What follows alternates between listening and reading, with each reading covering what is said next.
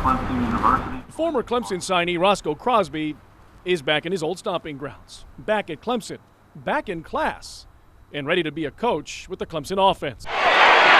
14 years ago, he was the next big thing, a two-sports superstar in football and baseball out of Union High School, second-round draft pick of the Kansas City Royals, a millionaire when he stepped on campus. I'm still a competitor.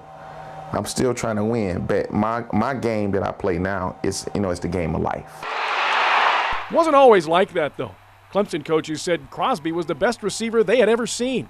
Despite several injuries his freshman year, including a sprained knee, Crosby finished the season with 4 touchdowns, primed for a breakout year in his sophomore campaign. Then it started falling apart. 3 of his friends died in a car crash on their way to see him at baseball training camp in Florida. A short time later, doctors finding a torn tendon in his arm. He was set for surgery. Crosby was on the shelf. No sports. In 2004, his brother drowned.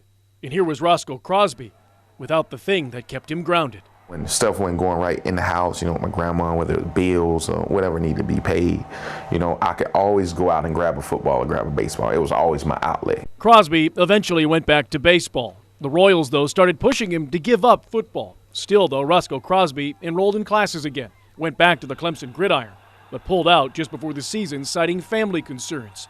His Royals contract, though, by that time, tied up in arbitration, and Roscoe Crosby was gone just a few years after being one of South Carolina's most celebrated athletes. They automatically put me over in that group. Like, oh, he's a great athlete, but he just blew it. He gave sports another shot. After all, it's what he knew.